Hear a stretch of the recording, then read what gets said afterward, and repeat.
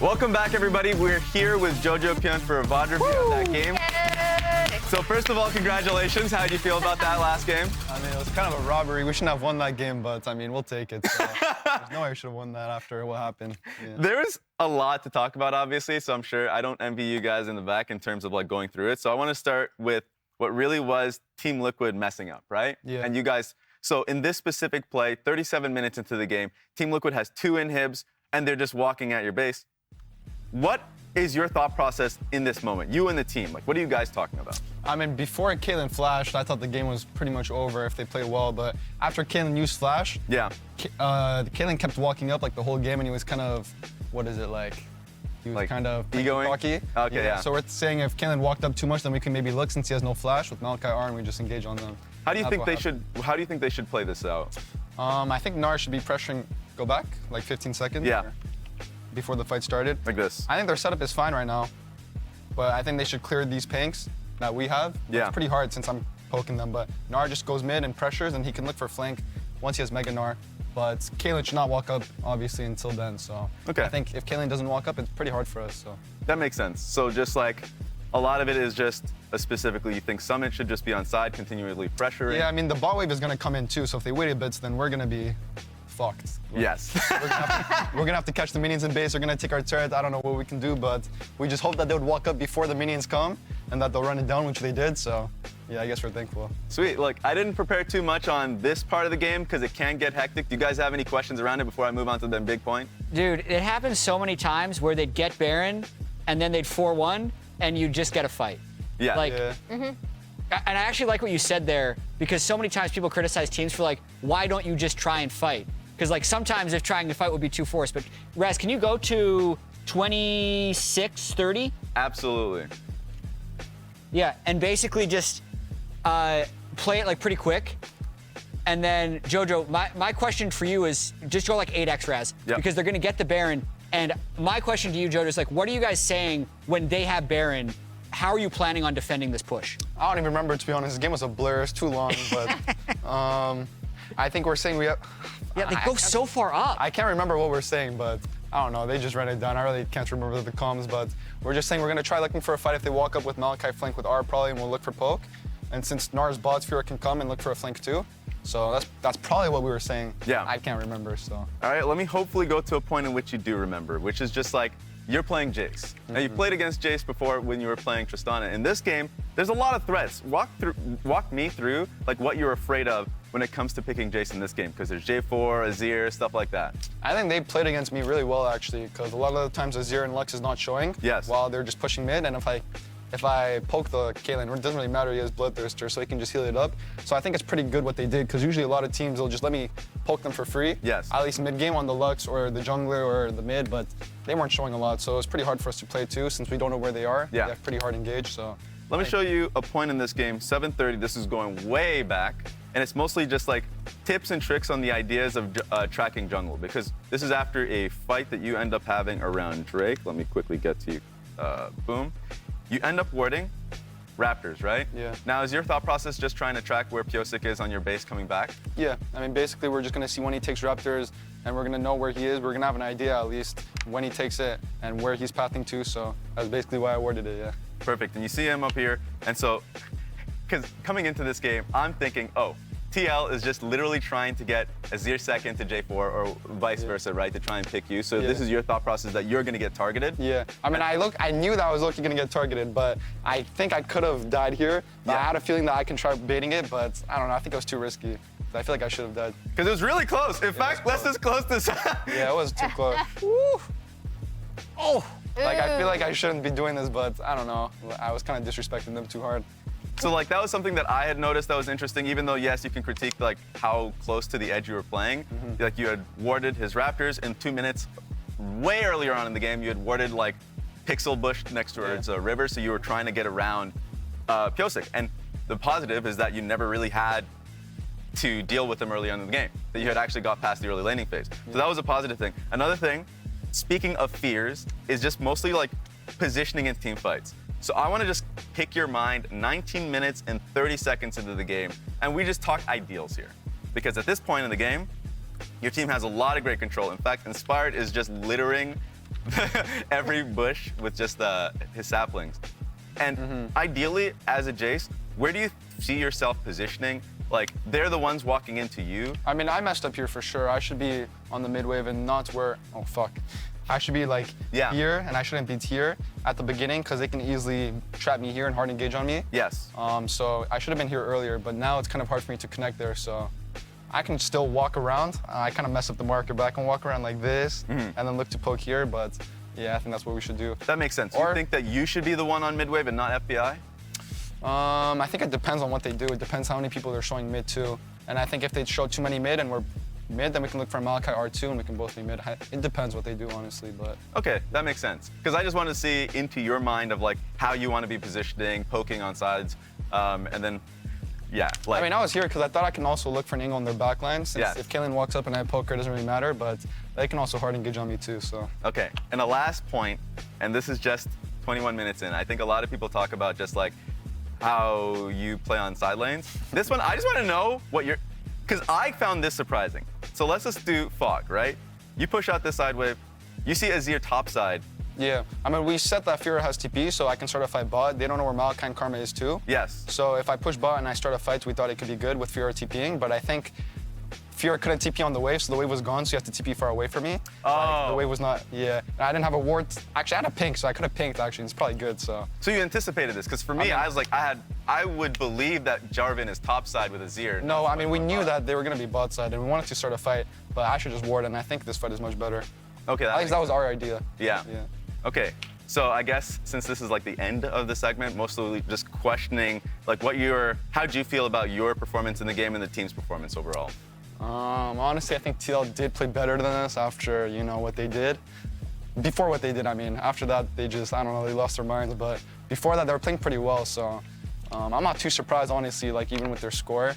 They've been playing pretty well in scrims, but I think we could have done much more in this game for sure. We could have been more clear in the comms for sure, too. Like me and Someday, we should have communicated better because I feel like we were both thinking about different things and we weren't communicating as well as we should have, so yeah.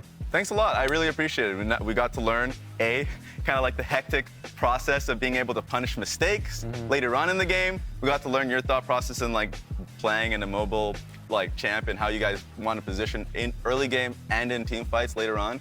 So that was a lot of insight. I appreciate that. Thanks a lot and congratulations on the win one more time. Thank you. All right, thanks a lot, guys. And we're going to be going to the casters of Flowers. Azael, take it away.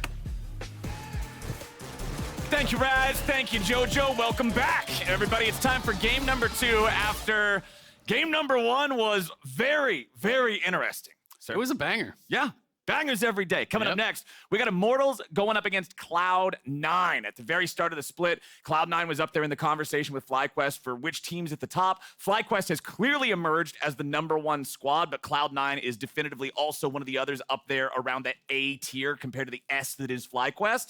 And for Immortals, they're still trying to prove themselves, get themselves some wins for a team that a lot of people are saying is very good in scrims. Yeah, absolutely. I mean, they have an inverse win rates right now. It's 2-5, 5-2. Yeah. Cloud9 going to be trying to keep pace with teams like we just saw EG win. EG just moved to 6 wins, right? So they want to keep within striking distance of FlyQuest here, within that top end of the table.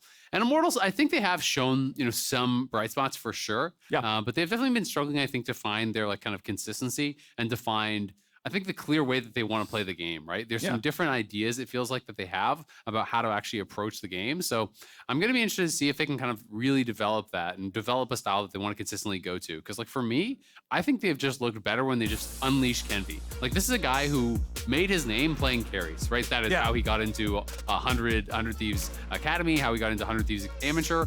He was known as, a Graves guy, as a Kindred guy, as an aggressive player, a Kane guy even.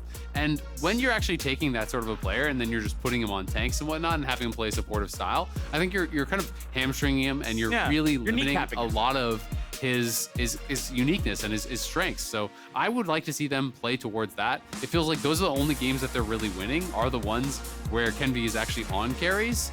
They won 1 game with him on Kindred and 1 game with him on Graves, and they've lost every other one. So to me, just play to your strengths. Don't worry about what the meta is. And part of what I've heard about this team and why they're good in scrims as well is the fact that they're willing to pick more bizarre things. They're willing to deviate from the meta more and sort of make you scratch your head and say, wait, what do I do with this? And I want to see that that creativity. I'm always somebody that hates really stale metas to begin with, but especially if I hear these whispers, these rumors of a team, I want to see what the reality behind it looks like. Well, and it's so funny because I'm like, oh, their only wins are on Kindred and Graves. They should play that, right? Cloud9's research is very clearly, we don't have to ban the meta. Let's ban the player, Let's right? just ban what they're good at. Exactly. So they're just going to be able to try to shut him down with the bans. This puts more pressure on other players. Other players on Immortals have to step up and be that real carry threat. I think at times, Revenge has really showcased some of his strengths, but I think he has had trouble transitioning leads that he gets into winning games. That has been his struggle that I've seen on stage. And Tactical, while we know he can be a really big win condition for the team, he also has a propensity to make mistakes and to throw away advantages at times. He hasn't found that consistency to really be that true kind of shining star. I mean, everybody always remembers the double-lift tier list joke of Tactical's either S tier or he's F tier, depending on what day it is, because the consistency varies so much with this player. His highs are incredibly high, but his lows are equally low. And so if they can find that sort of consistency you're talking about, I think they'll feel a lot better. It's Jace, Caitlyn, Elise, Kindred, Graves, and Varus all banned away as the Ashe is first pick for Immortals. It's the Maokai and Zeri response from C9. It's so funny because I said like Kane was the other one that he was known for, right? And if he actually locked it in, that would be pretty hype. Probably not going to get it, but I would still like to see him playing carries, right? Enable him in that way. I feel like we're going to get Vi maybe. Sejuani is a strong pick, and he's hovering it, so we are going to get Sejuani, unfortunately. I don't think, this is like a bad pick. It is a strong pick in the meta, but I just don't necessarily think it's playing towards his strengths. What I will say is that Revenge loves playing melee carries top lane, and that does facilitate that very, very well with Sejuani, so maybe they're going to look towards that sort of a style. With the Ashe, it's almost guaranteed to be support. That's almost exclusively where we've been seeing it. I want to see what the pairing is. If they go with Sivir, you're definitely going to have a lot of wave clear. You are going to have push, but it's not like an overwhelming amount of poke by any means or anything like that. So it feels like a little bit disjointed. I feel like, personally, I have liked more when I've seen Ashe support paired with other champions that can poke and really kind of, more go for like PvP than the kind of the PvE, which is how I see Sivir. I mean, the Ashe support became popular with Hail of Blades level 1. I'm just going to run at you and machine gun you with arrows, right? I want somebody that also has a machine gun ready to go, right? You bring Sivir will have one. Boomerang, you just have to give her 45 minutes, and then she'll have that machine gun. She's got to go buy her machine gun first. She's got to craft it. Okay. Oh, dude, we're playing a craft It's lovingly handmade. It's not like you're not ordering that machine gun from Amazon. It's coming from Etsy. You got to chop down trees to build it. I need 600 wood planks. Exactly. It's going to take some time. Unlucky. But we do have the Zeri-Lulu combo drafted as the response to it. Generally, when you see Zeri, if Lulu's available, that's going to be the pick ever since Yuumi was deleted from the game of League of Legends circa 2023. So we do have those mirrored first half of the drafts that we've come to expect here in Season 13 with jungle and bottom lanes being drafted in first 3 picks. That means it's solo lane city here for the second half bans, and Renekton has been getting more and more popular recently. They're going to ban that away. Yone, one of those picks that they're going to keep away from Cloud9. Yeah, and we saw it twice yesterday as his answer into Azir. So Ablazeolive maybe kind of tipping his hand that he wants to go towards an Azir here with that ban. So it'll be interesting to see if C9 actually want to ban out the Azir themselves or potentially even take it away as a response, because that is very much showing, hey, this is what I am looking to play. Yone has almost only been used in that situation, and there is the response ban. So tip for tat, I think smart drafting here so far, from Cloud9. Banning away the Renekton, that just feels like a Revenge comfort pick and also a good pairing with the Sejuani. Fudge also may be concerned, about those potential early ganks if he's going to play something that is a little bit more vulnerable up on that top side. Because we don't know yet if Fudge is going to be blind here or if it is going to be that 5th pick for him, and Diplex will be picking blind. Last ban on the blue side will be Fiora. So going to focus on one of those potential picks that Fudge could run over there. Ooh, a cat. Wait, where is that cat? Is that in the studio? Can I get some plink in chat? Aw. Whoa. That's awesome. Okay. Why don't we have a cat? We need a cat for the LCS. We do. Or a dog. Both. Yeah. Let's just get both. True. Yeah. Wait, where's Buttons? He's asleep, guaranteed. Oh, okay. That's what he does 80% of his life. Okay, well. He wakes up only to refresh himself to get ready to go back to sleep. Get ready to prepare for the next round. Prepare for the next sleep. So, whoa. That's a tough job. That nap was tiring. Tough job. Time to get ready for my next one. We got Jax locked in for Cloud9. They're going to go ahead, blind pick that one for the top lane there for Fudge. Over on the side of Immortals, they'll pick the Viktor with the Azir band away. They're saying, all right, well, that's if you want the hyper-scaling mid lane heavy head-to-head, it's always Azir versus Viktor. Azir's gone, so they'll just pick the Viktor for themselves. And so far, it feels like they're drafting for team fight. So will Revenge actually step away from a carry and draft just like a tank? Because this is screaming 5v5. You have Sivir, Sejuani, and Viktor, right? You're looking to scale. You're looking for 5v5. A Revenge could play something for side lane, but then if it doesn't go well, it's going to be harder to actually join the team fight. Gnar, I think, is a pretty decent middle ground.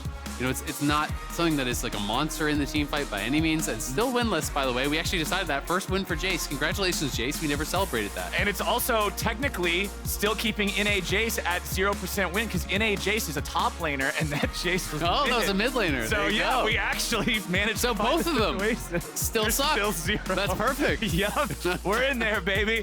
But one champion who doesn't suck is Sylas, and he is the final pick of the draft here for C9. Diplex gonna pilot that one into the Viktor of Ablazeolive. Yeah, and people always would talk about, you know, seeing Alistar on the other team when you're playing a Sylas, but Gnar is very spooky as well. There's a nasty amount of damage that can come out from that. Come on, man. Come on, man. Come on, man. Sejuani ult's great to steal. There's actually a lot of really good ones. Basically everything except Sivir. And even situationally, maybe the Sivir ult could be useful. But Ashe arrow really, really strong. The boys called off work. Let's go. We love to see it. Way to show up. It's going to be an interesting game. Both teams, I think, do have reasonably strong 5v5. I like C9's chances in the side lane a little bit better. I do think Gnar has to be pretty careful about how you're playing out these early stages. If you're in mini and you get ganked by the Maokai, flash on, twisted advance, you're likely to actually get burst down when the counter-strike comes out. You know, that can be problematic.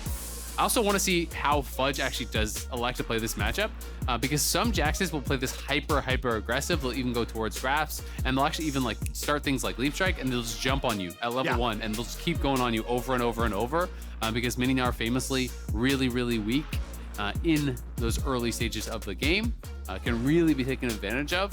But more commonly, people will just start E and just kind of play a bit more passively. So starting off this game, I think most fans, most viewers are going to come into this expecting a C9 win. As you already said, their scores are inverse. It's 5-2 versus 2-5. So from the perspective of Immortals, who do have their backs against the wall in this matchup, where do you think they need to focus early to set themselves up for success against a squad like C9 that is at the top of the table? Yeah, I would say there's no like super easy win conditions for them because there's good scaling on the other side too. You know, generally when you see Viktor as well as Sivir, you just say just go late, but there's also Lulu Zeri on the other side, which is pretty spooky. I do think they have to play for priority in that bottom lane, especially because Fleshy is playing Barrier. So when you're going Barrier Hail of Blades, you basically need to just be walking in the face of your opponent at level 1 and really trying to play for that dominance. They want to try to set up tactical for success here because Berserker has been such a win condition for C9 for so many of their games. So if they can really enable this bottom lane, get them ahead, utilize the power of this Ashe, they can maybe put themselves in a pretty good spot. And hitting those arrows always goes a long way, too, depending on how well you can go fishing during the game. Of course, Diplex will have the opportunity to fire off some arrows of his own as the game goes forward. Something to always keep track of when Sylas is in the game is exactly which ultimates he's prioritizing. Which Ashe is better. Yeah, who's going to be the true sniper here between those arrows? Revenge and Fudge up there on the top side. Fudge is somebody who's never shy to go after these potential level 1 scuffles in open ground without any minions around or anything like that. Diplex going to drop the ward and see that Kenvi is starting on the chicken camp here for Sejuani. Nothing really out of the ordinary with that, as both junglers are going to be doing the same thing on the respective sides of the map. And you can notice how Revenge hadn't actually skilled up an ability yet. You don't just want to walk in and actually start Q, because if you walk in and start Q, then Jax can start Leap Strike and just jump on you, and that can become problematic. Now he's actually skilling it up as he gets the push on the wave, because then it's much harder for Fudge to actually go aggressive. Fudge, though, starting to Counter-Strike, walks forward, gets Counter-Strike, gets Grass Proc. Nice little trade for himself there. But it does feel like Fudge is going to have to sit back, and as soon as you lose Prio on that wave, it's going to be just a kind of wait and see type thing. You have to sit back, let it come to you, farm what you can. Revenge hitting level 2 first, also having the Gnar bar mostly charged means if Fudge wanted to try to scrap right now, it would pretty much be a universally bad idea. So time to just chill, wait and see what can happen a little bit further forward. Remember that Blaber on that Maokai point and click twisted advance remains just an incredibly powerful ganking tool if the Gnar does stay pushed up. Diplex gonna go in after Ablazeolive. Kenvi shows up, Gravity Well gets placed down, forces the flash back out of the C9 mid laner. Yeah, nice counter gank there from Kenvi. It's the Ghost for the Flash trade. Sure, Diplex actually hits his E, but Blaber cannot flash in there once they see Kenvi. There's no shot. So it is going to be the longer cooldown actually spent here from Diplex. And while Diplex, I think, has been good outside of lane, he has been struggling in lane quite consistently, and that's something that he is going to have to work on, to try to really round out his game. Consistently, I think Blaber is often coming up to try to help him. They're trying to enable him, and then he does pay it back once it gets to those 5v5s, once it gets to those skirmishes, but seems to struggle in lane, I think, in a lot of these cases. And Ablazeolive just going to go ahead, harass him a little bit more as he pushes this up. Just guarantee that you're getting the maximum value out of that ranged versus melee matchup here with the Viktor into Sylas early on. And with Diplex half health, almost no mana, Sylas isn't a champion that has incredibly cheap mana cost that can just keep spamming out everything forever. He's going to go ahead, head back, grab himself a Doran's Ring, teleport back to lane with fresh resource bars ready to go. Refillable potion also purchased up for a bit more sustain.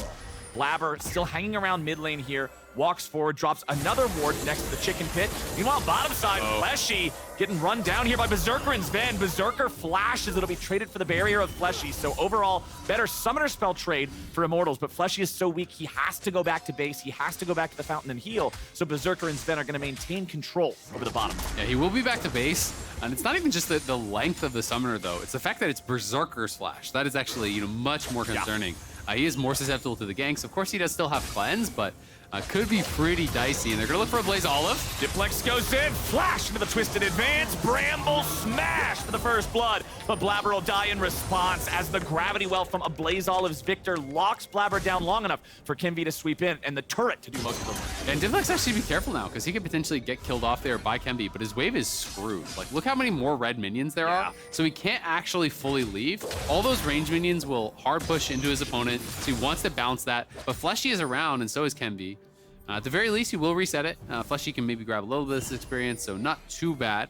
Nice kill there, and I think at the end of the day, it's about an even trade, slightly favored to Cloud9 because they actually get the first blood themselves, and it is a trade of flashes from jungler to mid laner. And up here in top side, Revenge is going to work towards building himself a nice little CS lead over the Jax. You can see that he's already up +7, and he has more minions to farm with the greater wave being pushed up by Fudge, so scaring Fudge back a little bit as Fudge wants to re-engage here with a counter-strike. Revenge down to 150 HP. Narbar's just about ready to go. Remember that when you transform into Mega, you do get a heal from it as well. So I don't think Revenge is actually concerned about a dive here, or at least shouldn't be. Yeah, he's absolutely fine. And just doing his best to actually just tax those resources of Fudge, continually poke away at him. He's playing Fleet. He's actually going to stop the recall. Fudge is in trouble. He missed the Mega Q. Already used the ulti there, so not going to have the opportunity to get the kill. Yeah, not quite going to be able to get that, unfortunately, for him. Wave is in parity. Both of them are actually going to base. This is like where it's just full RNG on which way it pushes, and sometimes it can actually go heavily to one side or the other, which can be pretty annoying. But we'll see exactly which way it goes. Both of them are just going to TP back, so not too big of a deal.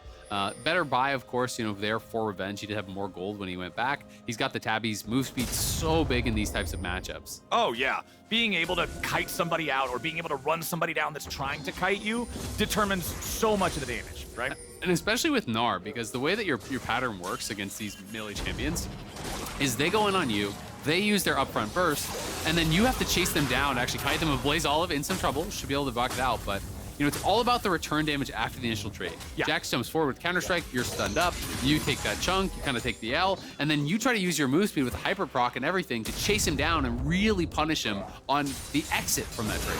Diplex going in for the dive. Solos out Ablazeolive. Isaac, you said that Diplex needed to step up that laning phase here for C9, and he's doing it as he finds the solo kill on the IMT mid laner. Now Kenvi under pressure from Blaber and Zven. He's got Fleshy nearby. Oh, if Diplex hit that E2, Kenvi was just about to be a big old bucket of bacon. Yeah, at the very least would have been his flash there. Berserker now zoning here, trying to keep them back. But yeah, very nicely done. I mean, they forced that flash earlier on that trade. Yeah, Blaber died, but he got the flash off of Ablazeolive, so Ablazeolive didn't have that summoner, and Diplex was able to punish him, just really nicely done. Chunked him down with the stolen Viktor ult, and then Ablaze thought he was healthy enough that he could stay around, got a little bit greedy, didn't want to give up the wave. He's not playing TP, remember. He is actually playing Ghost Flash, so in those situations, you can get punished very, very heavily if the wave is bad for you, and in this situation, wasn't willing to give it up, ends up getting solo killed. And down here in bottom, you can see Tactical's about one wave behind Berserker and Zven, so nothing too bad in terms of those advantages being built. But let's take another look at how Diplex set this up for his own success after. Yeah, Blaber is coming around, so he actually spots out Kenvi, and then they see Kenvi leave that brush, so he knows he's safe to go in there. He knows that the jungler is not going to be coming. He chunks him down very, very low here. And again, Ablaze has no TP, and look at how many minions are there. That's 10 plus minions. He's not willing to give it up. So he says, okay, if I just sidestep the E, I'm going to be fine. He has his ghost, but it's not able to happen. Can't actually land the sidestep. Diplex gets in, lands the chains. It's gone to the duck connect, kills him off. And even though he got that W down, even though the gravity well is there, that's a full HP Sylas. Yep. You're not going to get enough CC to get the kill back with the turret shots. It's Diplex topping out the gold charts right now as Berserker is in second place around 2,900. Tactical just right behind him there. Berserker going for the level 2 boots here immediately with Berserker's Greaves. Very common on Zeri because boot speed is so critical to the character. Tactical straight rushing towards that mythic item. So even though he is slightly behind in gold, he should have the mythic completion earlier than Berserker, unless Berserker is able to find some kills between now and then. We are going to have the typical neutral objective trade here around 8-9 minutes. First Drake is being taken by Immortals, first Rift Herald being taken by Cloud9. And both those ADs were basically on perfect farm, right? You know, there's no minions for the first minute and a half in the game. We were about 8.5 minutes into the game, and it was 86 to 81 CS, right? So they are farming nearly perfectly on that bottom side, doing a really good job keeping that up, you know, significantly ahead of the rest of the map. But Revenge, you know, looking pretty good so far up in that top lane, building towards Triforce here, almost guaranteed. We'll see if Fudge wants to go towards Thunder. It's very, very likely. It feels like Jax is almost always will default towards that, especially because he's playing against a pretty heavy HP stacker in Gnar.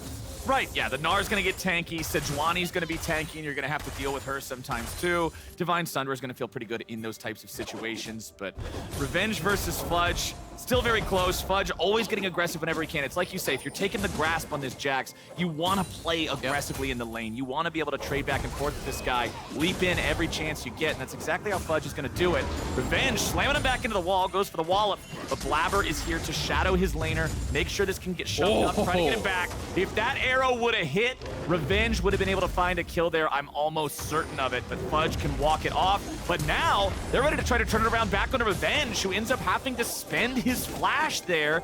If Kenvi can get something, it'll be worthwhile. Goes over the wall, goes to the ulti, flash out from Blaber. So Summoner Spell for Summoner Spell back in mid. Diplex versus Ablaze. Ablaze getting the better of him here at the start. Diplex low. Fleshy coming around to try to help him. Diplex stealing away the Ashe ult, but it won't matter. Immortals tie up the kills 2-2. Back up in the top side. Kenvi wants to get away, but Zven has given the wild growth over to Blaber. Kenvi escapes back down to his own support. He won't be killed, but a lot of attempts from both sides all over the map. Yeah, very, very scrappy despite it's only 4 kills here. A lot of close calls there on both sides. Diplex wanted to get aggressive, wanted to actually look for that 1v1 again. He may have been able to do something in the 1v1, but honestly, it was looking pretty Ablaze favored. But as soon as Fleshy shows up, there was no shot he was going to be able to win out. And you have to say, Revenge has been doing a really good job, I think, up on this top side. Blaber multiple times has actually had to been called up to actually fix the wave to help him push in. Hasn't really been able to make it happen. Fleshy was spotted there. So I guess just showing us that. But unfortunately, Fleshy spotted again, I guess, and Berserker takes a freebie. Yeah, Berserker, you can see he used the cleanse and he used his ultimate to take Fleshy out there. Fleshy did not use barrier, so must have just found himself in a spot. Berserker jumps the wall or something, insta-pops him. He knows he's not getting away. And you have no flash. If he cleanses your ult, what's barrier going to do? You're never going to win the 1v1. You have no damage compared to that Zeri, you know, in an extended fight. So unfortunately, he's going to be an easy kill there for Berserker, which is really not what you want. And yeah, he just walks in. Yeah. There's a ward in the pixel brush. Spotted by this ward. So Berserker just waits, sees him coming over, Ashe ult cleansed out, and yeah, there's no need to use barrier. No shot you're gonna live. They even had the stolen Diplex Ashe ulti to try to fire it out and make it even easier for Berserker to do that. But even though it doesn't connect, Berserker still picks up his first kill of the game. What's the count on the Ashe arrows? I think we're at 0 on both sides. Yeah, they're Battle for best Ashe. Battle for best Ashe rages on. It continues. 0-0. Goes like onwards. like a soccer game. Yeah. I can say that because we're the NA region. Okay, let's see what Revenge and Fudge can get into up here still with the Gnar versus Jax matchup. It remains about the same as it has the entire time. Fudge trying to play aggressively, Revenge having a small lead in terms of the farm. Yep. Yeah, I think he's done a good job in terms of pressure, though, and especially when you consider that Maokai has been up there a couple times. He has been, you know, doing a good job. And we'll see if Jax can kind of take over in those later stages, because Jax does scale really, really aggressively. Just going to drop Herald mid, get some more gold there into Diplex's pockets. Has been a pretty big investment, I think, from Blaber towards the top side. Yeah. Neither jungler has really gone bot at all. It's just been kind of both guys just turbo farming it up. You can see they're both past 10 CS per minute here, even relatively early on. And it's just been pressure up towards that top side really, really heavily. There's the one kill that did go over to Berserker, but Tactical was able to get a plate for himself. So gold really, really close between these two ADs.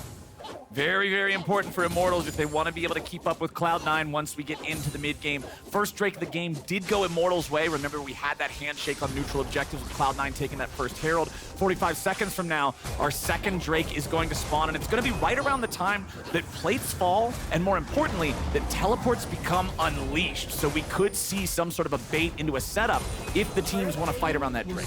Yeah, we'll see if they do. You can see that Cloud9 is starting to actually set up some vision in this area. They kind of have this triangle of wards here. There are a couple wards there from Immortals down on that bottom side as well. But it is, you know, this is going to become really, really obvious right now. When you see the red buff is up and Sejuani is not bot, Fudge knows for sure he's topside now, right? Like, there's no reason that he wouldn't be down there around any of these camps on respawn if he was not actually looking for some sort of a play. Oh, that was close. I like that attempt from Tactical. Yeah, really, really close. You can tell Blaber got a little bit nervous. He forces out the smite. Yeah. And the smite, he doesn't actually have a second charge up, so he won't have smite for this on spawn, but he is going to start it up. His smite likely will be up by the time he would need it on this. 13 seconds left on the cooldown, so yeah, it'll be really close. Not quite ready when they would immediately want to use it. 3, 2, 1. Yeah, it's not like they were immediately under pressure and Immortals were walking up as they were getting it low, so still works out fine. No real consequence there for C9. Drake's tied at 1-1 means no real stacking chance, no opportunity there. Kimtech Rift means those super crazy mega-powered plants that can knock you a million miles away with a blast cone or give you the extra healing on the honey fruits. And we talked a little bit about the honey fruits and how those can influence these side lane matchups last game. Yeah, it definitely can make a really big difference. You know, if you're actually getting control, you spend your resources to chunk someone down, then all of a sudden they just walk into the river, grab honey fruits, walk right back. Now you're the one who's actually really being pressured, and Fudge getting very aggressive. Yeah, flexing a bit here on Tactical, who's got to be careful. Tactical and Fleshy both lost half HP to Fudge, and he just goes right back in looking for the kill, but he doesn't quite have the damage he needs to find it. Flashes back away as Zven keeps trying to support him, and Fudge grabs the kill on Kenvi. Now Tactical's stuck in the alcove, and he's going to be the last man alive. It's a double kill over to Fudge. It's a triple kill over to Fudge. Spin that thing all the way around. A triple kill for Jax is not what IMT wanted to see. Yeah, not at all, but they did not anticipate the interrupt on Revenge's teleport, and that's what that fight was all about. Diplex had to give his life to actually stop it, but he stops the Gnar from being able to come in. He loses the 1v1, but you almost don't even care, because sure, he dies on the top side, but Jax has a triple now. He's going to be way out ahead of the pace of this game and so difficult to deal with. So credit to Diplex, you know, getting in there, being able to stop it. I'm not sure if it was in tower range and that's what skewed the 1v1, or if it would have been a 1v1 that Revenge would win regardless. But either way, it's well worth his life. Yeah, hopefully we can get a replay of it, check out exactly what happened there. But I agree with you. You take that play 10 times out of 10. I'll give you one death in exchange for a triple kill on my top laner that could become an absolute menace in the mid game. And it just seemed like Tactical and Fleshy weren't really respecting the damage that Fudge could put out. He was really kind of just flexing on him. They walk forward, they start autoing him, he jumps in on one, he chunks him out, then Tactical walks forward, starts autoing him. Maybe they were just saying, bait them in, but oh god. That one landed, that Ashe landed. Adios. Diplex on the board. Yep, we got ourselves a point here. We also Does it still count when it's like he's literally touching you? Totally counts. Counts? All totally right. counts. A hit's a hit. There wasn't much aiming involved, but we're gonna put it on the board. I've played solo queue in North America. I've seen people miss those, all right? I mean, it counts, but it's kind of like, you know, you're trying to shoot trash into the, you know, throw something into the trash and then you put your hand inside it and you drop it. And you just drop it in. I mean, hey, it still made it into the trash bin. That's well, come on, bro. Not really, but I guess. It's still in the bucket. Fudge gets slammed up into the wall here. Kenvi swoops in, but with Blaber ready to fire off his ulti, Immortals know they're not really going to find him here. Arrow hits from all the way down in mid lane. All right, Fleshy with a nice response. But unfortunately, no way for Immortals to follow that up. They can't engage on the Maokai when the Fed Jack is right next to him. The dive comes in.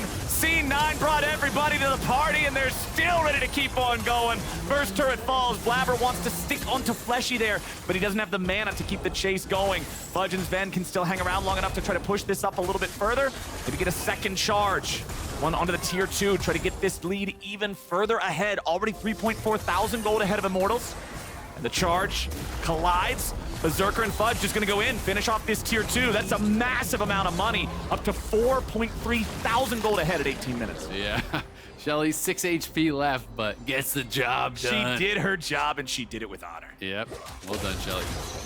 And now Jax, unfortunately, 5-0-0 for Immortals. They tried to actually hold their ground under that turret, but it is so dangerous. You know, it's such a high amount of burst here that's actually coming through.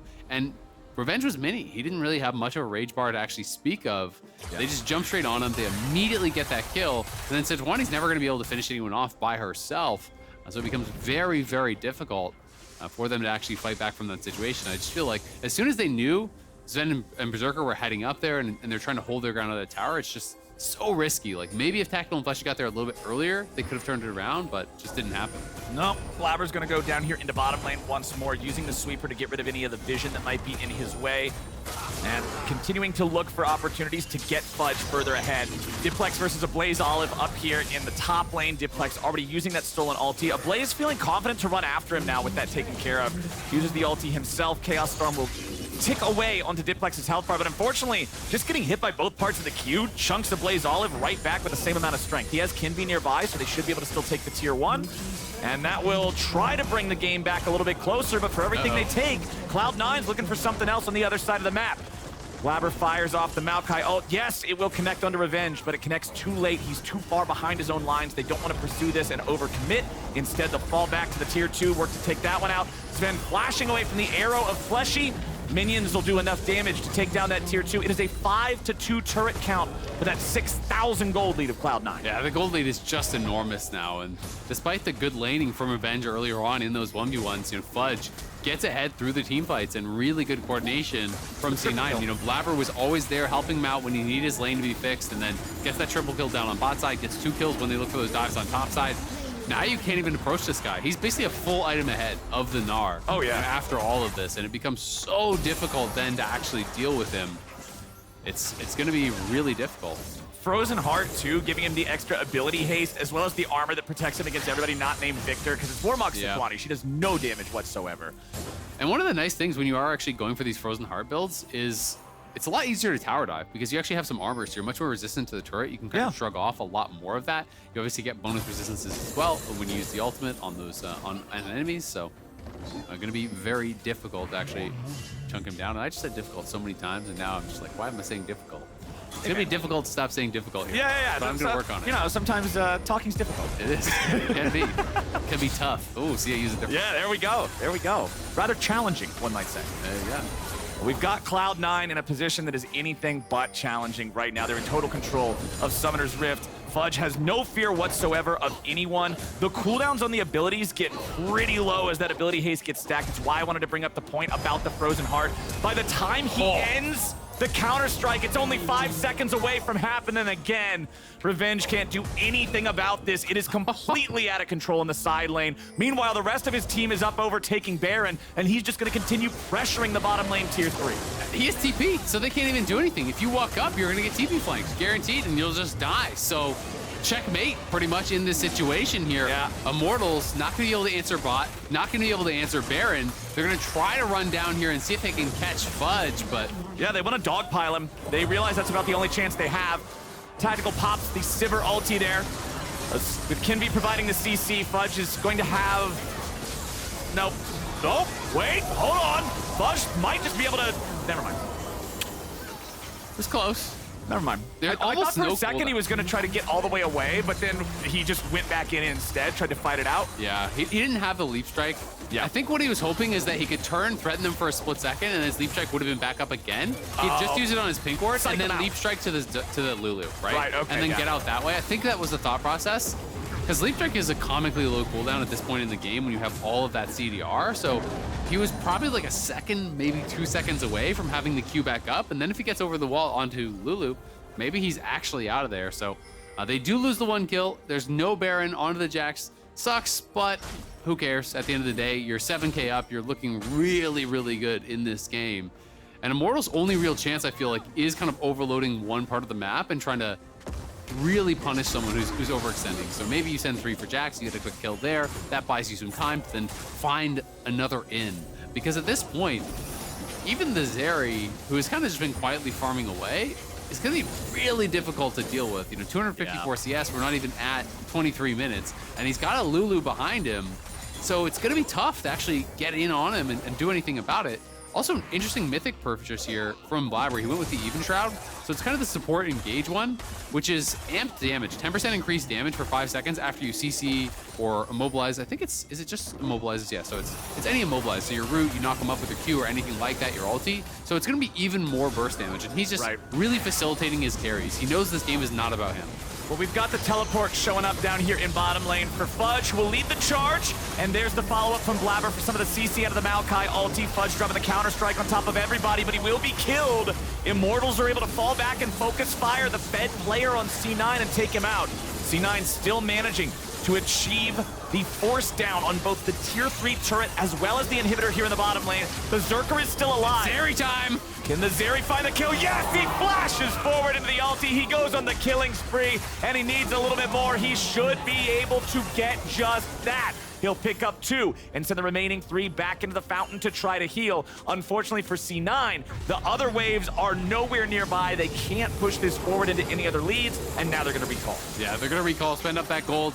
That was honestly pretty close to being a penta. That's one of those things where you're a couple autos away, if not for that slow coming through, if not for the chunk that actually comes down and the flashes being available, he would have been able to clean everyone up there.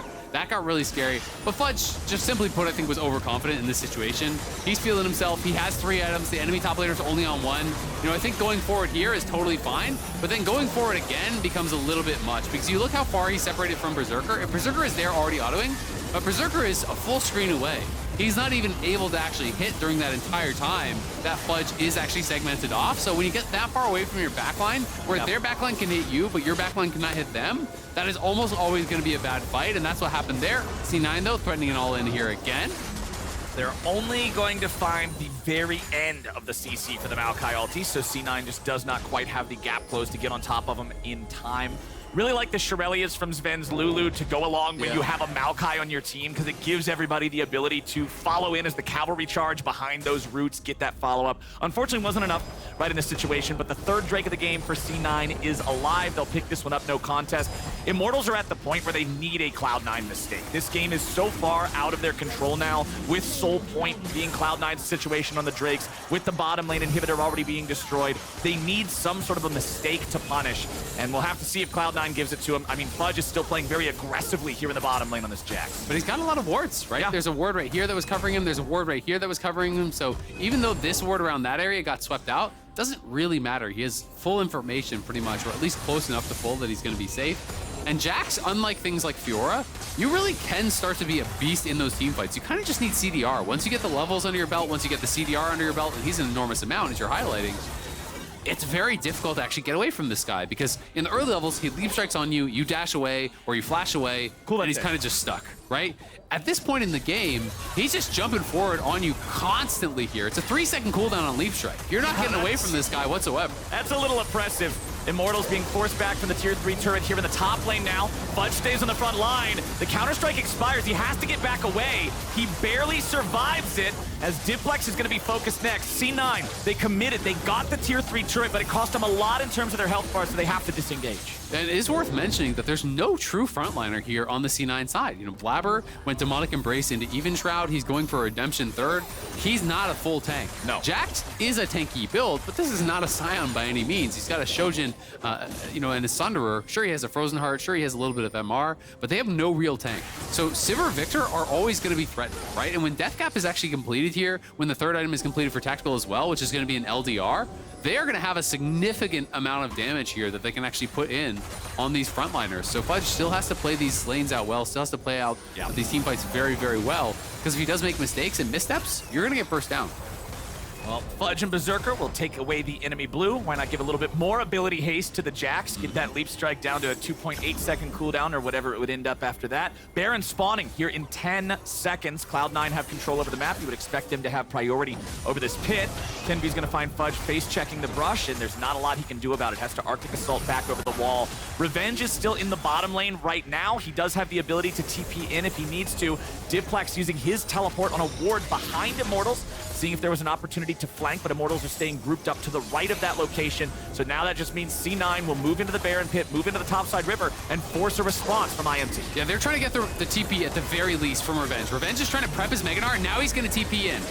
Berserker gets stunned up by the Ashe arrow, but now they're ready to counterattack. Here comes Fudge, jumps in, finds the stun on 3. They've already killed the enemy jungler, they've already killed the enemy top. They're gonna stop anytime soon. Fudge keeps leading the charge, and Ablazeolive has to try to kite it out. The Ghost might be able to get him away, but the leap strike is once again too fast. A double kill back to Fudge, and Blaber wants to run down the last man of Immortals. Zven and Berserker come flying in over the wall, and that'll do it. 5-0.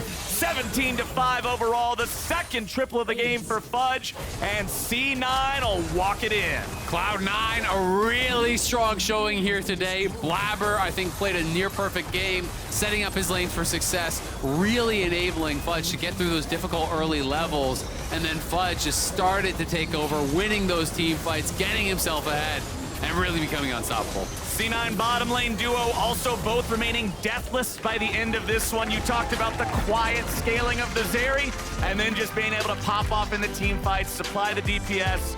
Cloud9 gonna do exactly what EG did, move up to 6-2 in the standings, stay within that striking distance of FlyQuest at the very top, make sure that they're giving themselves the best possible record heading into the second half of the split. Yeah, absolutely. This was obviously a very different style of game than the last one, though. Yeah. I think Cloud9 played it out pretty cleanly. You could throw some small criticisms about maybe Fudge shouldn't have gone so far and died in that earlier fight, but I think Cloud9 did a really, really good job of pushing the pace of the game forward constantly. Once they got that lead on Fudge, they were always in the face of their opponents. They're taking away jungle camps, they're expanding the gold lead throughout those later stages of the game very, very consistently. They're showing up to Baron on spawn, they're taking every dragon. They're really kind of checking all the boxes and limiting the options that Immortals ever had to come back, because they were few to begin with, but it became almost non-existent. Like, there was no real windows where you started to feel like, ooh, maybe if Immortals does this, they could actually win this game. You know, you look at that first Baron, Fudge kills Revenge on bot side. They're already taking the Baron on the top side, and he has TP available, so you know you can't even contest it. Like, those are the kind of situations that you really want to set up so you know there's no options for your opponent. And they did end up killing Fudge there, but it becomes a 1-for-1 that you also lose Baron for, and it took 4 men just to kill him, and he still almost got away. Yeah. So when that's the only thing that you're quote-unquote giving them, you're doing a really good job controlling the state of the game. Yep, absolutely. It's been a strong season here for Cloud9. And we saw Berserker, he's always that threat in the later stages of the game. You know, Fudge, I think, has been really stand out for Cloud9. You know, being able to play a lot of these carries to a very, very high level, has had a lot of games that he has taken over. But it helps a lot when you have this consistent threat coming out of the bot lane. Zeri Lulu is that kind of ticking time bomb. When you have those champions, you know, in the hands of someone like Berserker and Zven, who are so consistent, you know, they're not really making any mistakes. They're farming incredibly well. They're laning incredibly well. You know they're going to show up in the team fight. So it's so scary to be actually on the other side of that, because even though Fudge was the main problem for a lot of it, you know, if you ever make a misstep in a team fight, it could be a Zeri Penta. Plus, you also had Diplex sort of answering the call to action that you were looking for, saying, I want to see a better laning phase out of him. He got the solo kill early. The solo lanes from Immortals were never able to get big enough to answer the very scary Zeri proposition that was going to happen once he farms up. So, hey, well played from C9 in that victory over Immortals. And now we are joining Emily and Diplex on stage for the Verizon post-game interview. Hello, I am joined by victorious C9 mid laner Diplex. I believe it's the first time we've gotten to interview and gotten to talk to you, so congratulations. Welcome to NA. Thank you. I'm actually going to start with some of the early game, because I noticed, especially around, obviously Blaber revisited your lane a few times. Around 644, there's actually a point where you end up solo killing Ablazeolive. However, Blaber and Zven are already there to kind of cover you. I want to know, like, who is making these calls around your lane, and how well have you been able to communicate with Blaber thus far?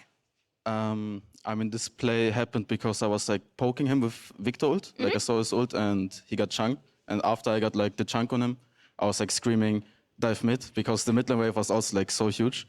So they cannot really defend it.